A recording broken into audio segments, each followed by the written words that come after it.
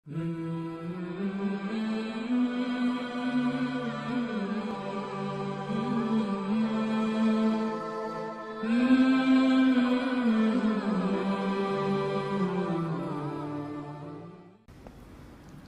hukum jual beli kucing?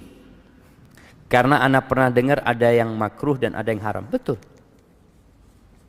Hukumnya antara makruh dengan haram. Memang kalau melihat jumhur ulama lebih memakruhkan. Walaupun dalam mazhab Hambali mereka lebih menguatkan haramnya karena ada sebuah hadis yang berbunyi naha Rasulullah SAW an bai'is sinnaur. Nabi SAW melarang jual beli kucing. Maka usahakanlah harta kita digunakan untuk yang lebih bermanfaat. Walaupun tadi ada yang berpendapat makruh. Kalau mungkin di Indonesia mazhabnya Syafi'i, mereka akan menganggap larangan itu bentuknya larangan tanzih. Ya, seorang muslim lebih baik menghindarinya.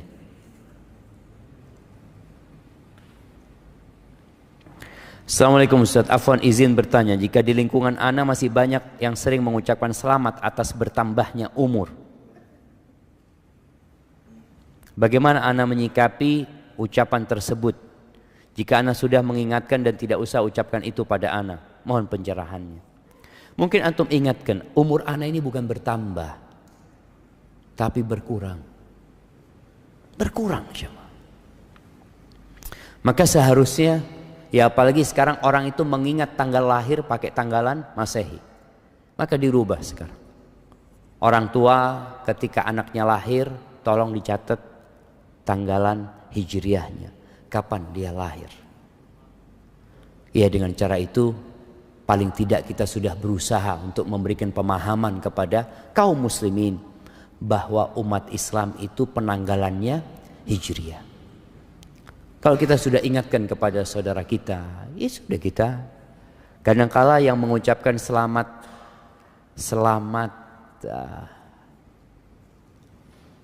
apa kalau selamat panjang umur, selamat ulang tahun. Ana sampai lupa, jemaah. Selamat ulang tahun itu Facebook, jemaah.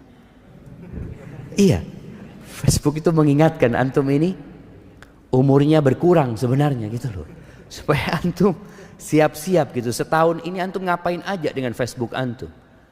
Kadang-kala kan ada seakan-akan di situ kilas balik ya tentang kegiatan-kegiatan antum di situ. Kelak pada hari kiamat akan detail kilas balik itu, jemaah. Allah akan ingatkan antum dengan semua yang antum kerjakan. Makanya penghuni surga ketika disuruh makan enak-enakan di sana mereka kulu washrabu hani'an bima aslaftum fil ayyamil khaliyah. Kalian silahkan menikmatin hidup di sini. Makan, minum tanpa takut penyakit, tanpa takut lelah ini dan itu. Bima aslaftum fil ayyamil khaliyah. Karena apa yang kalian lakukan, yang kalian perbuat di hari-hari yang telah berlalu, di waktu kita, jemaah. Barakallahu fikum.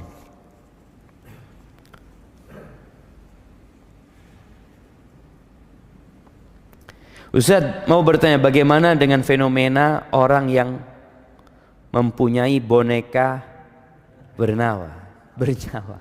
Jamaah,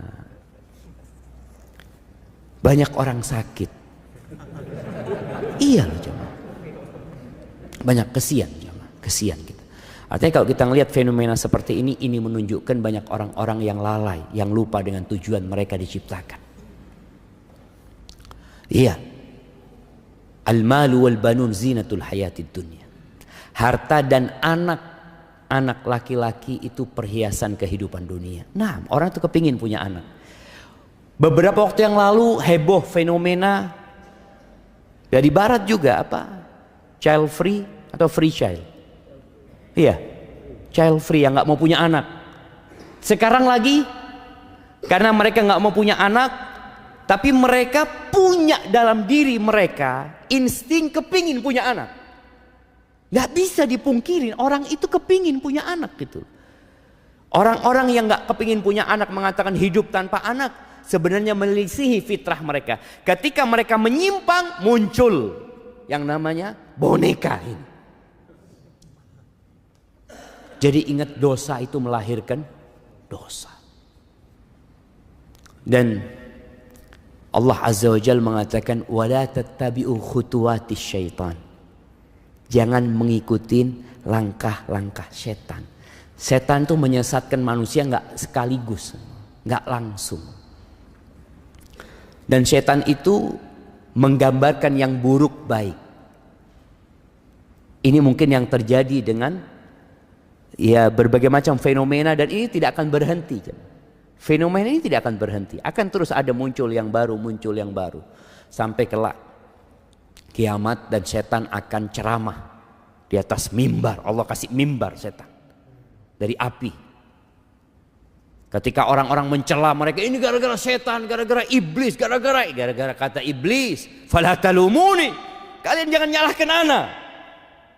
Terus apa? Walumu anfusakum, kalian salahkan diri kalian sendiri. Aku tuh, kata iblis, gak punya kekuasaan untuk menyesatkan kalian. Aku cuma panggil kalian, kalian ikut. Siapa yang salah? Kalian yang. Itu yang terjadi. Oleh karena itu, bicara fenomena yang seperti ini, ya ada orang-orang yang kata Allah fi qulubihim marad, di hati mereka ada penyakit. Fazadahumullahu maradan, Allah tambahkan penyakit buat mereka. Maka kita perlu kasihan. Kita perlu kasihan. Di sini tugasnya seorang muslim ya, untuk berdakwah dengan cara yang baik, dengan penuh hikmah.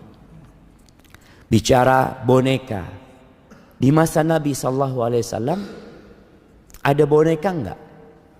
Ada boneka. Aisyah itu mainan boneka.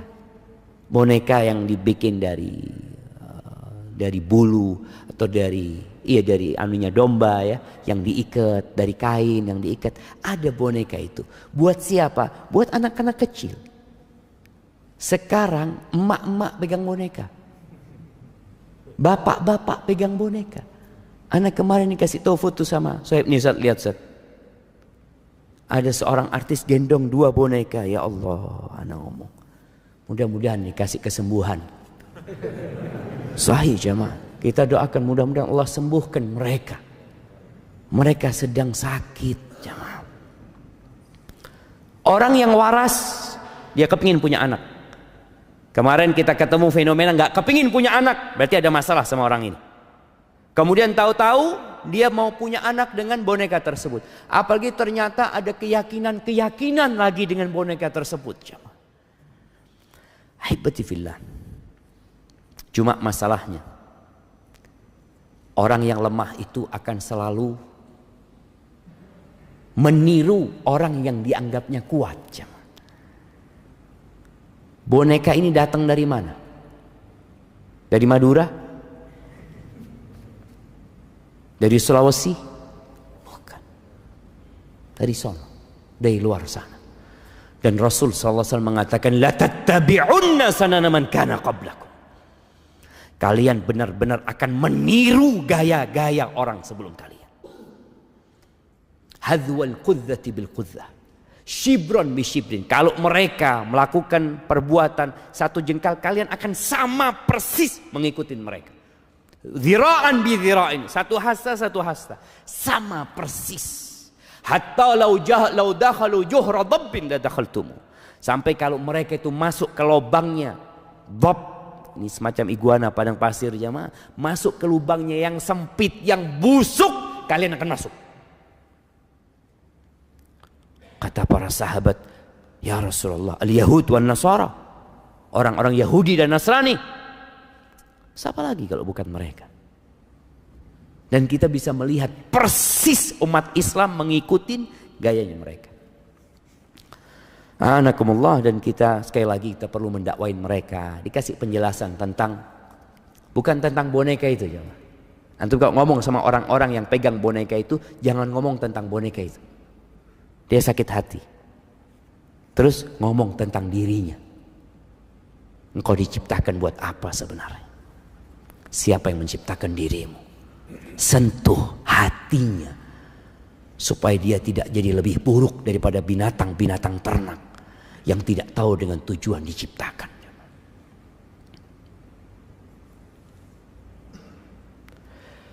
Apakah boleh kita berwasiat kepada keluarga dengan wasiat jika aku meninggal tiba-tiba,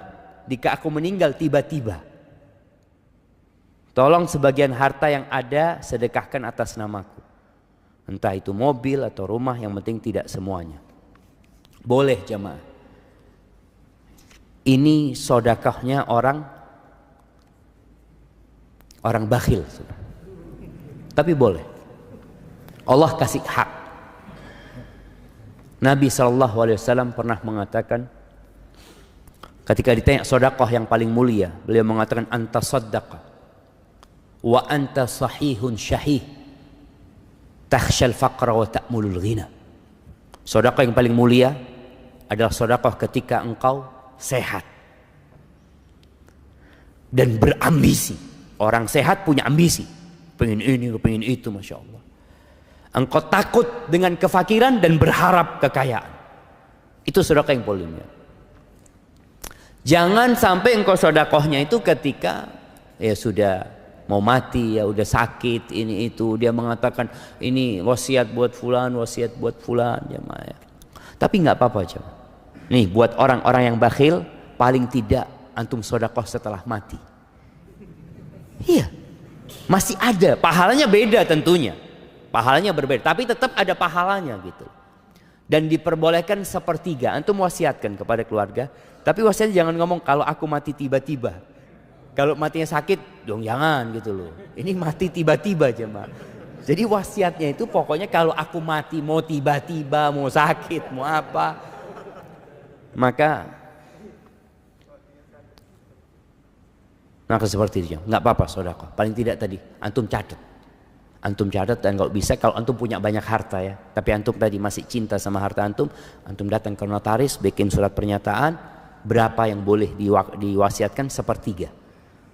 Kalau antum mau seperempat nggak ada masalah, karena Nabi SAW mengatakan ats-tsuluts wat-tsulutsu katsir, sepertiga dan sepertiga itu banyak. Kenapa? Karena kalau antum sudah mati sebenarnya harta itu jatuh kepada siapa? Ahli waris gitu. Jadi antum ngurangi hak ahli waris, maka diperbolehkan cuma sepertiga. Kalau antum hidup sehat semua mau disedekahkan, terserah antum.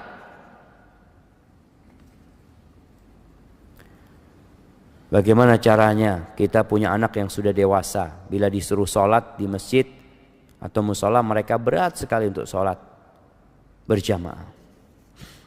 Ya orang tua sabar.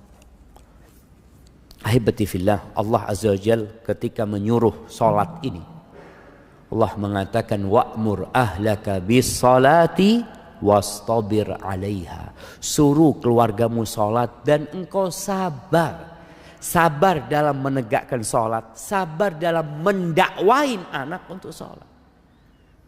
Boleh jadi kesalahan itu terjadi sama orang tua.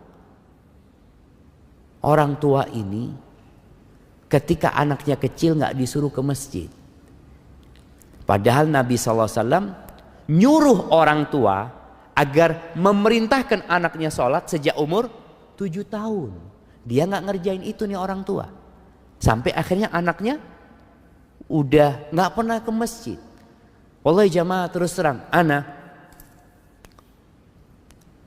kita itu nggak diajarin sholat ke masjid. Kita diajarin ke masjid itu cuma Jumat, bas. Sampai anak di pesantren dulu, pulang dari pesantren, ya nggak ke masjid juga. Sholat di rumah. Ke masjid kapan? Jumatan. Jadi kadangkala ada orang tua yang memang ya belum ngerti dahulunya. Sehingga kalau anaknya berat ke masjid, orang tua hendaklah bertobat kepada Allah Azza wa Jalla. Karena ada kesalahan dia dalam mendidik anaknya. Dia beristighfar sambil terus mengatakan kepada anaknya, nah Abah minta maaf ya. Abah seharusnya ngajarin engkau itu sejak umur 7 tahun. Memerintahkan kepadamu. Jamaah kelak anak ini juga bisa nuntut orang tuanya pada hari kiamat. Orang tua itu akan dimintain pertanggungjawaban tentang anaknya. Maka paling tidak orang tua duduk sama anaknya. Sekali-kali bawa anaknya ke kuburan. Bukan ke masjid. Ayo nak ikut Abah. Abah belum waktunya sholat. Iya tenang. Bawa ke kuburan. Ingatkan bahwa kita akan meninggal dunia. Sentuh hatinya. Nggak ada yang dibawa nak. Engkau di rumah, kalau sholat di rumah pahalamu cuma dapat sedikit, nah cuma 1. Di masjid itu 27. Langkahmu, setiap langkah itu diangkat derajatnya, dihapuskan dosanya. Subhanallah. Dan gak lama, sampaikan kepada anaknya, nah engkau bisa main bola mungkin. Main bola engkau 45 menit kali 2. Engkau gak capek. Kau berangkat sama kawan-kawanmu, masa ke rumah Allah ya. Jadi disentuh hatinya, bukan cuma diperintah. Karena orang tua, ayo ke masjid. Duduk kasih penjelasan, semoga Allah membuka hatinya. Kayaknya waktu anak udah habis ya ma. Minta maaf pertanyaan-pertanyaan yang belum bisa dijawab. Semoga pertemuan kita hari ini, perkumpulan kita ini perkumpulan yang dirahmatin oleh Allah Azza wa Jal. Dan perpisahan kita perpisahan yang dijaga. Dan semoga Allah mengampuni dosa-dosa kita. Subhanakallahumma bihamdika asyhadu an la ilaha illa anta astaghfiruka wa atubu ilaik. Assalamualaikum warahmatullahi wabarakatuh.